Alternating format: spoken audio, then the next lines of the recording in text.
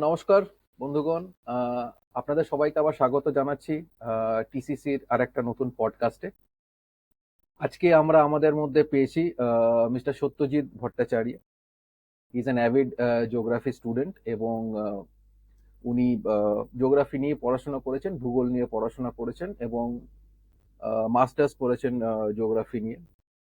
উনি একজন net qualified aspirant and নিজের ক্যারিয়ারকে জিওগ্রাফির ওপরই রাখতে চাইছেন এবং সেই হিসাবেই নিজেকে ডেভেলপ করছেন। তো একজন ইয়াংস্টার যিনি আমাদের আমাদের মধ্যে আজকে পেয়েছি এবং তিনি আমাদেরকে আজকে একটু বলবেন যে উনি কেন জিওগ্রাফি নিয়ে পড়াশোনা করলেন, জিওগ্রাফির ইন্টারেস্টটা কি করে গ্রো করলো, আর বিভিন্নভাবে বিভিন্ন স্টেজে জিওগ্রাফি আমাদের কিভাবে সাহায্য করতে পারে এবং কি কি ক্যারিয়ার অপশন হতে পারে আমাদের জীবনে। যারা নতুন ইয়াংস্টার আমাদের শুনছেন, যারা পড়াশোনা করছেন এবং তারা হয়তো ভাববেন যে ক্লাস 10 বা 12 এর পরে আমি জিওগ্রাফি নিয়ে পড়লে আমার সামনে কি কি রাস্তা খুলতে পারে। এবং অ্যাজ অ্যান এক্সাম্পল সত্যজিৎ বাবু সেই ব্যাপারে আপনাদের আর একটু বলবেন, কারণ তিনি রিয়েল লাইফে এটাকে দেখছেন এবং সেই হিসেবেই নিজেকে তৈরি করছেন এবং সেই রাস্তাতে হাঁটছেন। তো যিনি তৈরি হচ্ছেন, যিনি এই জিনিসগুলো দেখছেন, তার কাছ থেকে শোনাটাই আমাদের সব থেকে বড় অভিজ্ঞতা হবে এবং প্র্যাকটিক্যাল এক্সাম্পল আমরা পাবো। প্লাস আমরা এটাও বুঝতে চেষ্টা করব যে জিওগ্রাফিটাকে কি করে ইন্টারেস্টিং করে আমরা পড়তে পারি। তো সত্যজিৎ বাবু, ওয়েলকাম টু টিসিসি। এই প্ল্যাটফর্মে আপনার সময়ের জন্য অসংখ্য ধন্যবাদ।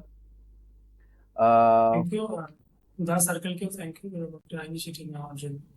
হ্যাঁ, তো আপনার কাছে আমি যেভাবে শুরু করতে চাইবো সেটা হচ্ছে যে জিওগ্রাফি, ভূগোল, এইটার মধ্যে আপনার ইন্টারেস্টটা কি করে গ্রো করলো এবং এইটা নিয়ে যে আপনার পথ চলা, আপনার গ্র্যাজুয়েশন বলুন, আপনার পোস্ট গ্র্যাজুয়েশন বলুন, সেইখান থেকে এই যে এই সাবজেক্টের উপর একটা ক্যারিয়ার হতে পারে, এই যে আপনার জার্নিটা, যেইভাবে আপনি এগিয়েছেন, আপনার এক্সপিরিয়েন্সটা, এটা যদি আমাদের সাথে একটু শেয়ার করেন।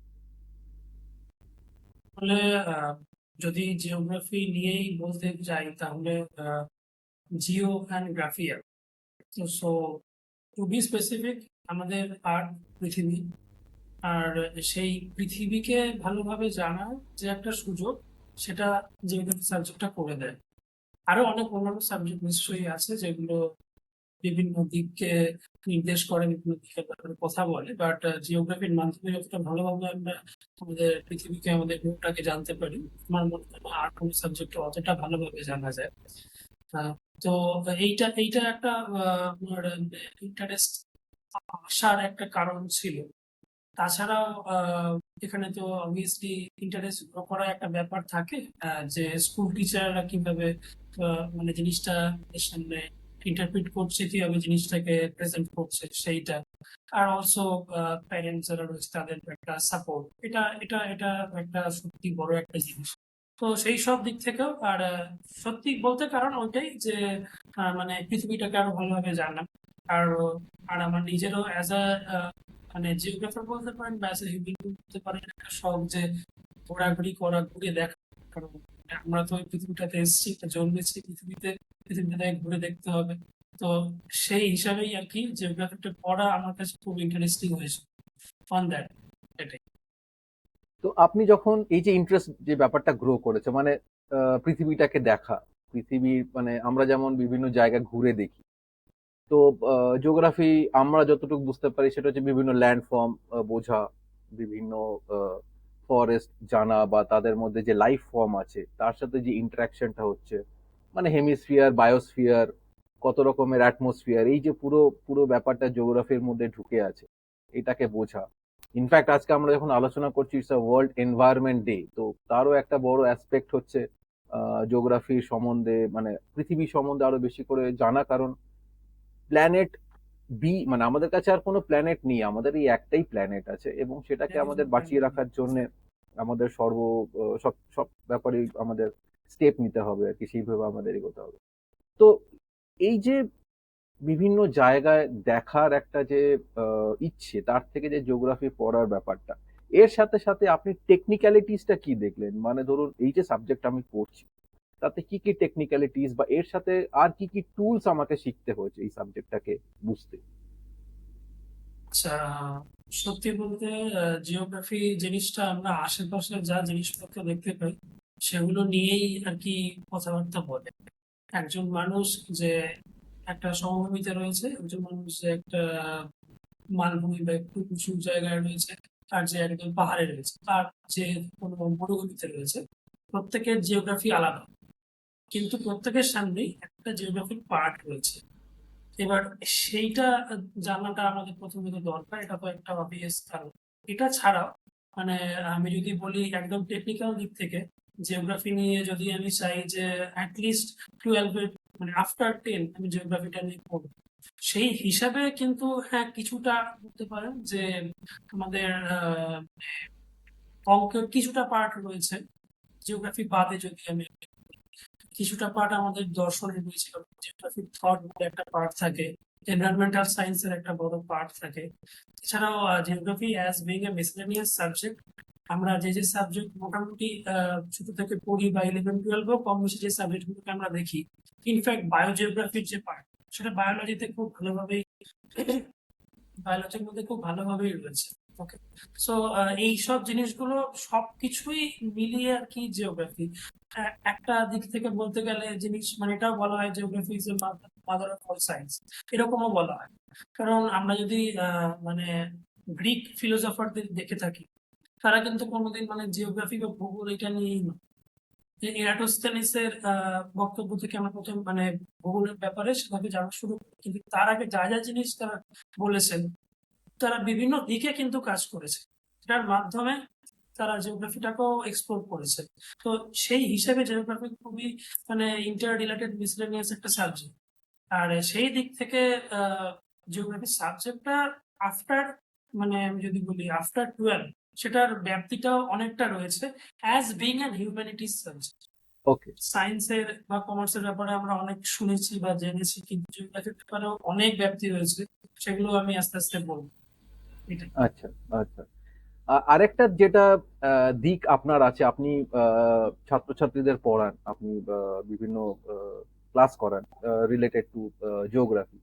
সেইখানে আমাদের একটা জেনারেশন, আপনার একটা জেনারেশন এবং তার পরের জেনারেশনটাকে যেটা আপনি দেখছেন, পড়াচ্ছেন, যাদেরকে গাইড করছেন, এর মধ্যে জিওগ্রাফির সম্বন্ধে যে আমি বলবো যে এনথুজিয়াজম, সেটা কতটা, এবং সেই হিসাবে এই সাবজেক্টটাকে একটু মজার করে বা ইন্টারেস্টিং করে প্রেজেন্ট করাটা কতটা দায়িত্বশীল হয়ে পড়ে যখন আপনি পড়াচ্ছেন কোনো ছাত্রছাত্রী?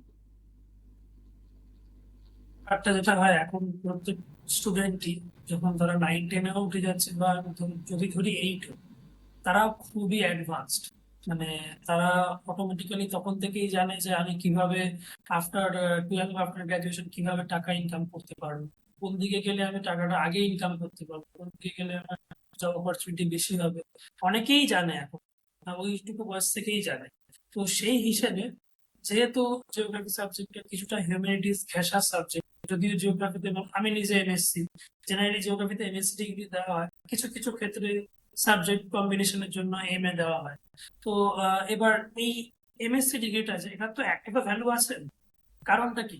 কারণটা কিছুই না, জিওগ্রাফির সাথে সায়েন্সের রিলেশনটা কিন্তু অনেকটা দিক থেকে রয়েছে। হুম, এবার যাদের ভালো লাগে যে আমি সায়েন্স পড়বো, তার হুম। সাথে সাথে application of science in our society আমি যদি জানতে চাই, then you have to study geography.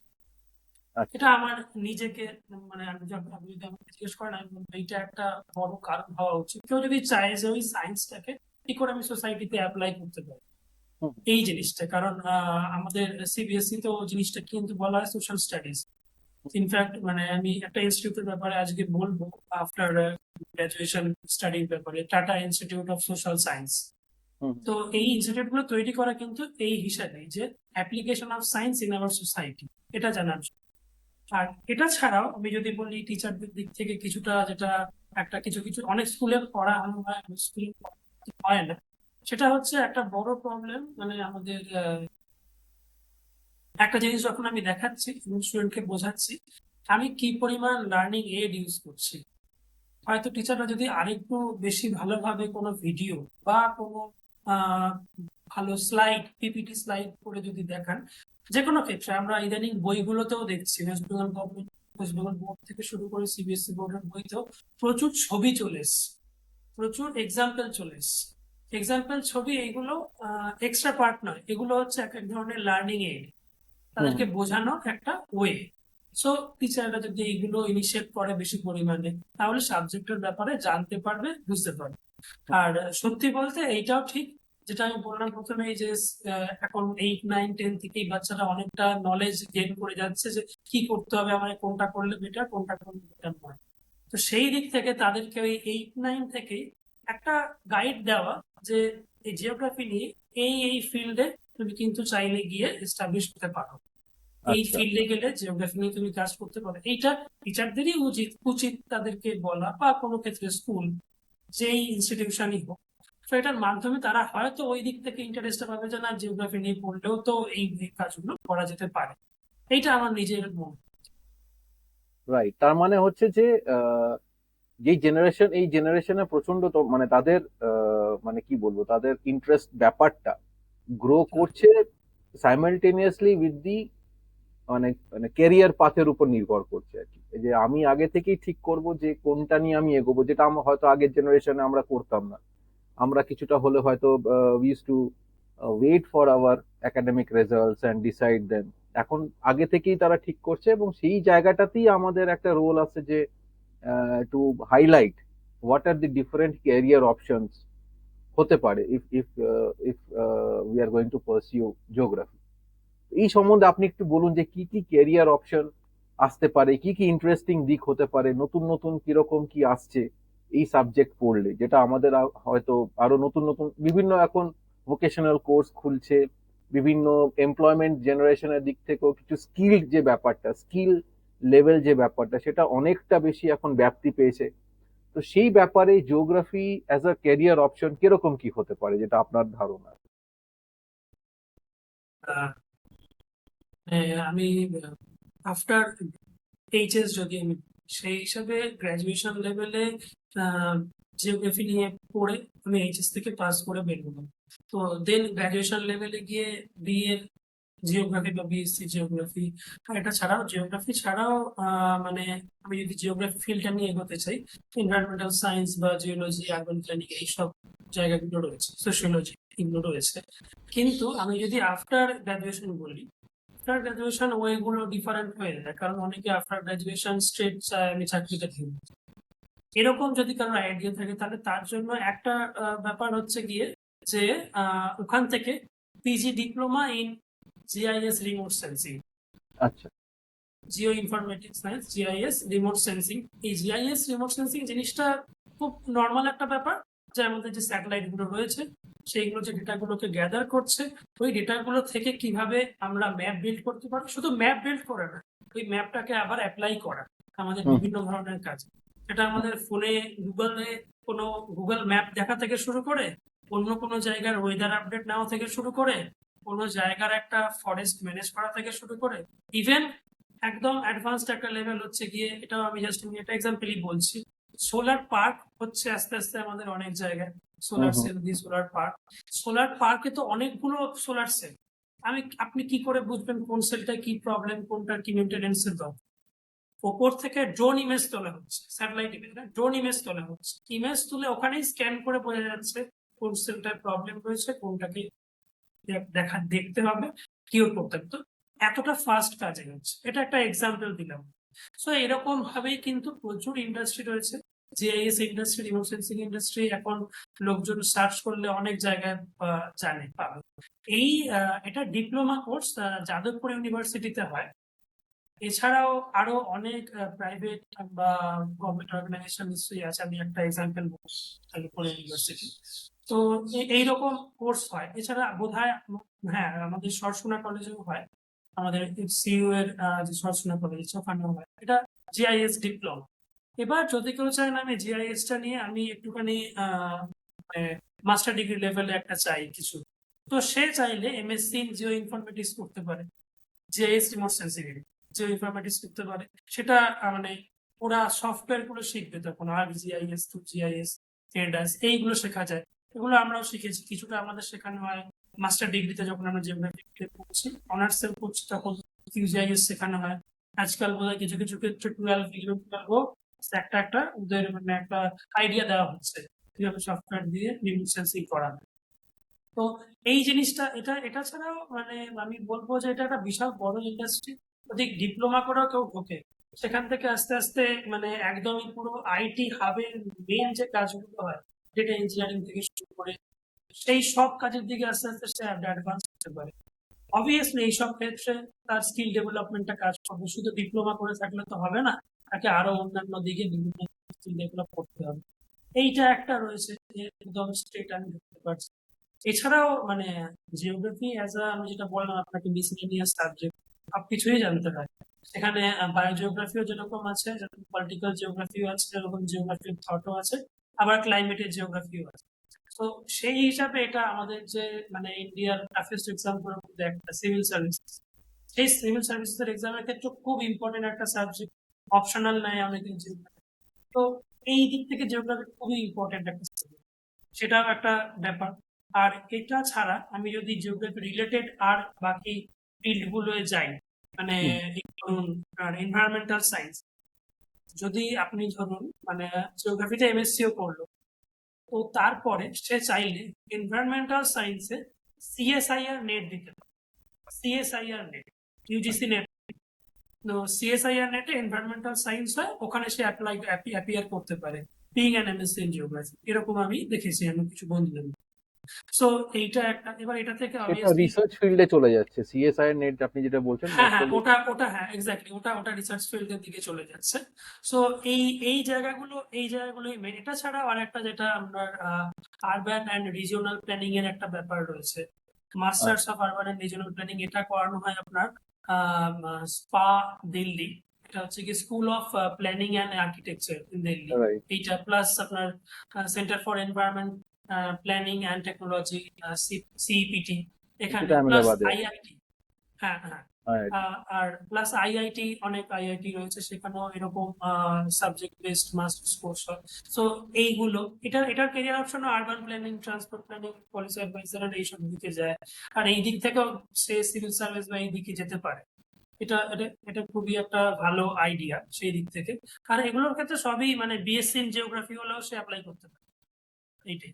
আর আমি যদি কিছুটা যাই আপনার ডেভেলপমেন্টাল স্টাডিজ এর দিকে, এইসব দিকে কিন্তু পুরোপুরি আস্তে আস্তে রিসার্চের দিকটাই আমি করছি।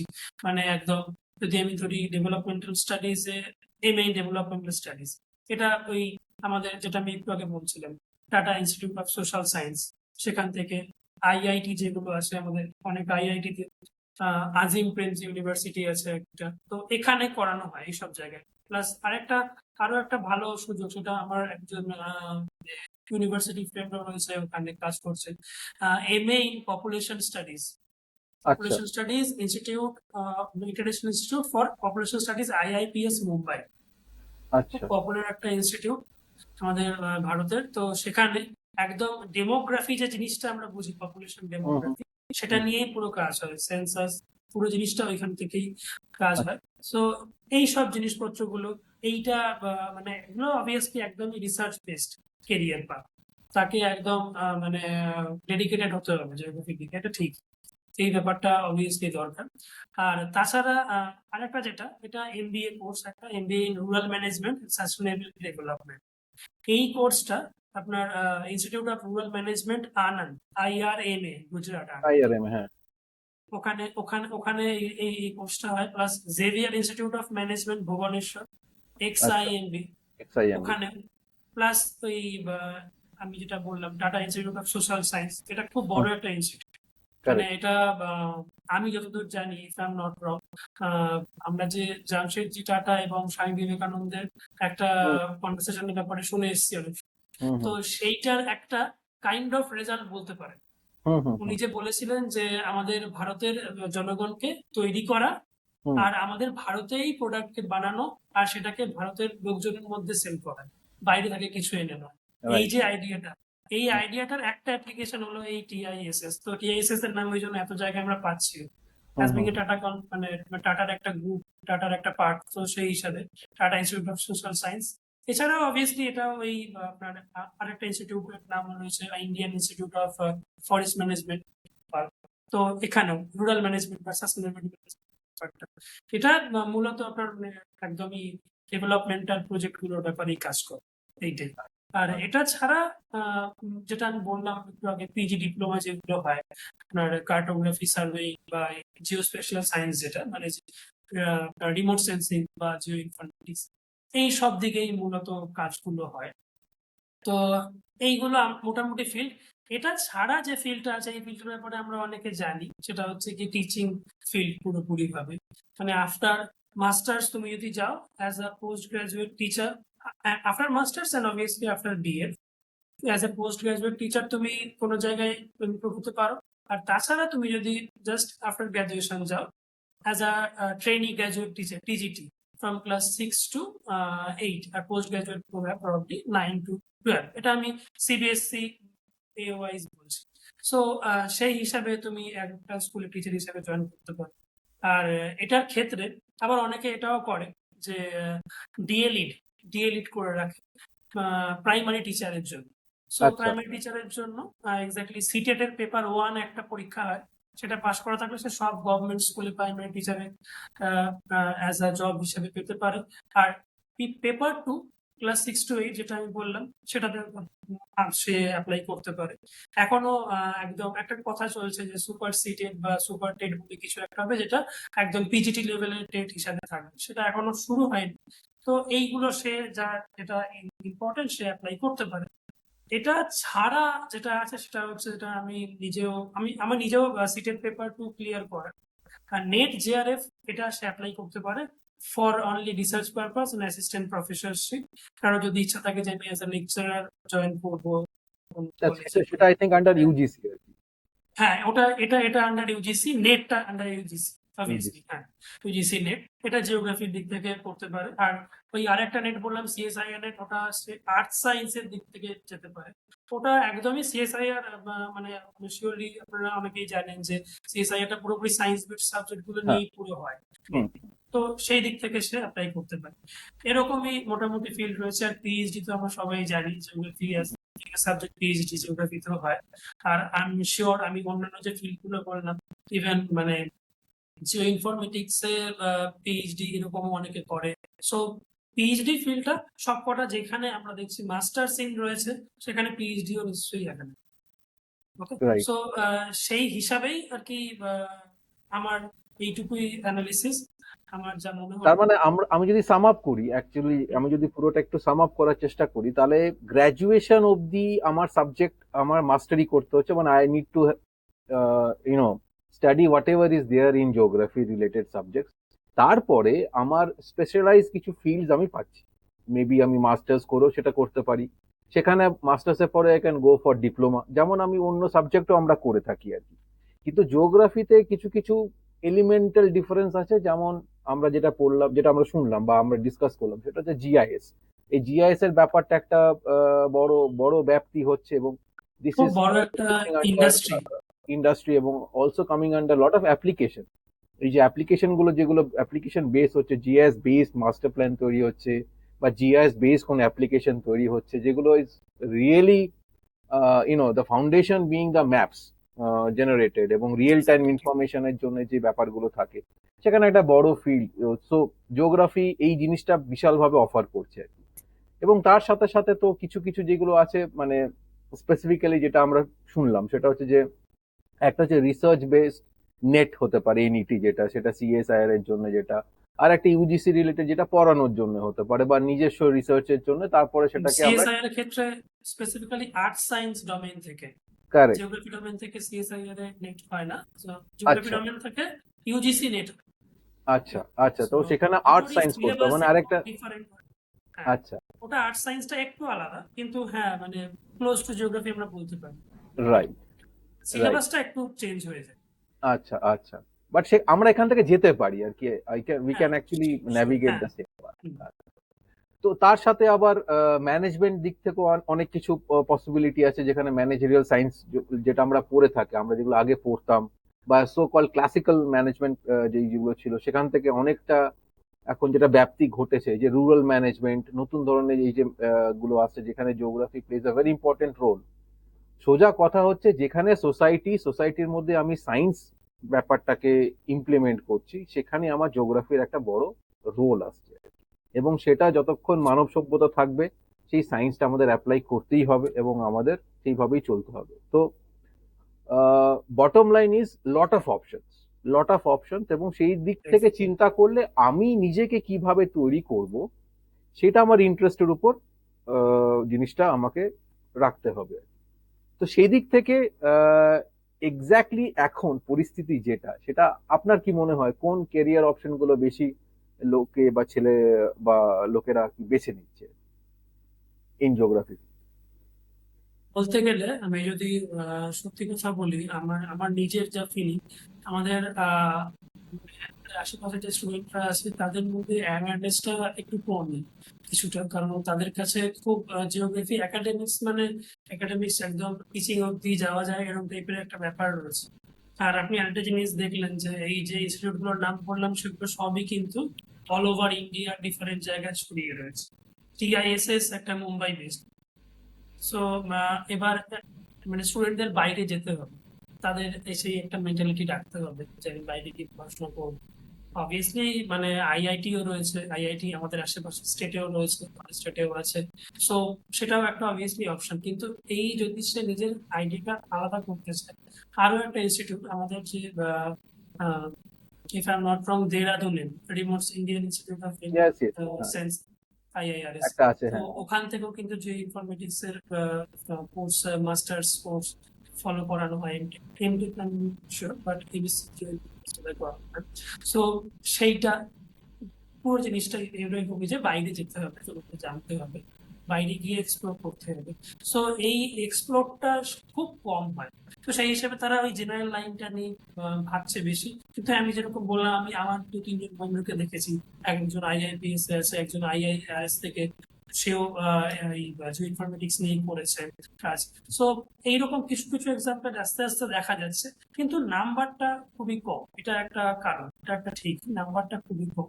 অনেকেই বাইরে যাচ্ছে, কিন্তু সবাই ওই জেনারেল লাইনেই বলতে গেলে বাইরে যাচ্ছে, বাইরে কাজ করছে হয়তো জেএনইউ বিভিন্ন ইউনিভার্সিটি যাচ্ছে, বাট খুব স্পেসিফিক এইটাই। আমরা এটা নিয়ে তাহলে কিছু কাজ করি, অ্যাওয়ারনেস তৈরি করার জন্য আমরা কিছু কাজ করতে পারি আর একদম কি। একদম যা স্টুডেন্ট যাদেরকে আমরা যারা we are in touch with, তাদেরকে বোঝানো তো নয়, মানে তাদেরকে অ্যাওয়্যার করা, এবং যাবে কি যাবে না, ডিসিশন নেবে কি নেবে না, সেটা তাদের ব্যাপার। তো it was wonderful talking to you. আমাদের সময়ও প্রায় শেষের দিকে। Thank you thank you. খুব ভালো ইট ওয়াজ লাগলো ওয়ান্ডারফুল তোমার ফর সাথে মি কথা টু। বলে। Thank you. আর পুরো ব্যাপারটা যে বুঝলাম, এবং এটাতেই বোঝা যাচ্ছে যে this a very promising sector, this geography is a promising sector. আমরা যেখান থেকে শুরু করেছি বা যেভাবে আমরা জিওগ্রাফিকে দেখেছি, সেখান থেকে এই যে ওয়ার্ল্ড এনভায়রনমেন্ট ডে তে দাঁড়িয়ে, when we were talking of global warming, we are talking of degradation of glaciers, whatever war hazards, আমাদের ক্লাইমেটোলজি পুরো চেঞ্জ হয়ে যাচ্ছে, এভরিথিং ইজ আন্ডার চেঞ্জ। সেইখানে দাঁড়িয়ে এই যে পৃথিবীকে বোঝা এবং পৃথিবীর পেছনে যে সায়েন্সটা আছে, সেই সায়েন্সটাকে বোঝা, জানা, এবং তার উপর অ্যাপ্লিকেশন করে আমাদের টোটাল যে আমাদের যে সিভিলাইজেশনটা দাঁড়িয়ে আছে তার মধ্যে যে অ্যাপ্লিকেশন করা, that is the best way that we can actually give certain credit to this subject geography. তো সত্যি thank you so much for your time. খুব ভালো লাগলো। We will meet again. আমরা আরেকটা সেশন করব হয়তো, এবং সেখানে আরো বেশি ডিটেলস এই প্রত্যেকটা অপশন নিয়ে আমরা ডিসকাস করব, এবং কিছু অ্যাওয়ারনেস এর জন্য কোনো ওয়েবিনারের মতন আমরা চেষ্টা করব করার জন্য। তোমার সময়টার জন্য অনেক ধন্যবাদ, এবং আশা করি ভবিষ্যতেও আমরা তোমার সাহায্য পাবো, সময় পাবো। Thank you so much and wish you all the best. হ্যাঁ। নমস্কার।